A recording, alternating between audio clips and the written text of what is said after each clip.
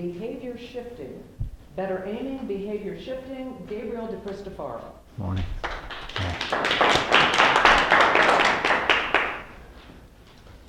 Do you crave being a worse speaker? No, of course not. That would be like going to the gym and losing muscle. You desire to be great speakers. Well, how can you start? Where do you start working on that? Behavior. The speaker at the front of the room is based all on behavior. So I want to talk about better aiming today, which is an acronym I use, AIM. Now right now I'm just going to do a little intro to it, and then as I go on throughout the next months, I'll add in the other 4 pieces, just so you have context. Today though, let's talk about A, awareness. That's the first thing we're going to start on. And what awareness do you really need as a speaker? Well, first you need your own awareness. Are you relaxed? Are you tense? Do you know where your body positioning is? Are you talking to somebody and your left hand is hanging out there just kind of weirdly doing its own thing? You have to know what these things are doing on your own body. So the self is where we start. Now the self is difficult for some of us. How do you really get to see yourself? Well, one thing is doing mirror work. Mirror work, they've done it for years. Actors do it, speakers do it. Now, of course, we have video, and we're lucky enough to have that here. But that's what you want to see. You want to start looking for the tics that happen. Because really, at the core of our behavior, it's the subconscious stuff that takes over. If somebody's looking at you and they grimace, does it make you nervous and all of a sudden you put your hands in your pocket and you forget to take them out of your pocket? Well, then the whole speech, even though I'm telling you about something exciting, when I won an award as the best actor, I was so exciting. The other half of the room is watching my hand stuck in my pocket, fidgeting around, and they don't really hear that I won an award. So when I leave, who am I as a speaker? Oh, that guy, he kept fidgeting in his pockets. He's that guy. So what are the smallest behaviors that you can change that will make the biggest difference in your speaking? That's where I'd like you to look for just a few moments. Is it voice? Is it body language? Is it appearance? Is it context? Because like the shuttle that goes into outer space, if they are off by 1%, do you know they missed the moon by about 250,000 miles? Right? So the biggest difference for that guy is 1%. So for you, what's your 1%?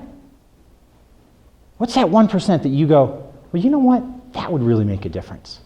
So for me, just to share from a personal perspective, being too loud, too excitable, because I am really like a 10, 12-year-old child really in life, and it's all an adventure for me. However, doing a speech this whole way the whole time just kind of blows people out too much. It's like heavy metal at a meeting. Ooh. So, for my own self, I've learned that behavior has range and where to find that control. Now I want to give you the other rest of the acronym because you're probably curious. What's the I? Anybody curious what the I is for? Yeah. Fantastic. Inquiry. Inquiry. Like the Spanish Inquisition inquiry, if you will. You have to be brutally honest with yourself, which can be difficult because we live in a world of positive thinking. I'm a wonderful man. People say I'm wonderful. I'm a wonderful speaker. Why would I look for any fallibilities in my whole existence? Fallibility, by the way, would be too complicated. We'd like to replace that with an easier word. Ineffective behavior. That's what I look for when I go out in the world. I go, what's the smallest thing that I can change? Inquiry. You have to look for it. Right? You have to look for it. In the reviews, are they telling you the same thing over and over? Do you see a trend? Be a stock market analyst in your own speaking behavior. Watch that stock. Is it going up? Have you gotten better? Is it the same feedback? And remember that one thing, 1%, can put you right back on track. Inquiry. It'll probably take you a while. It could take you months. As she said earlier, it might take years to notice that one behavior that probably people's children know about or their spouses know about. But now it's time for you to notice. M, our last piece. Morph. So if you see the behavior, like me, if you know you talk too loud, then you have to notice when. I have to notice when I'm talking too loud and morph that behavior. Now what's interesting about the mind is you get ideas 8 seconds in your subconscious before your conscious mind gets them. They've shown it scientifically. Put all the the doodads on the head, and they track it. 8 seconds, do you realize that? So just for your own, 1 1,000, 2 1,000, 3 1,000, 4 1,000, I'll just do half. I've already had the idea, I'm halfway, yet I may not have seen it yet. It's important for people to see that because a lot of times people get impatient. You got to wait until that behavior comes, and as you see it, you can back up. Right? Sometimes you'll be 2 weeks later. Oh man, I can't believe I did that. But as you stay in the inquiry and you look, you'll notice it just about when you're about to do it.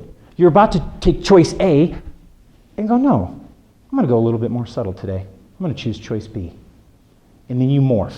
And that's the change that I'm encouraging all of you to look into in your lives. Fantastic morning. Thank you for sharing it with me. Thank you.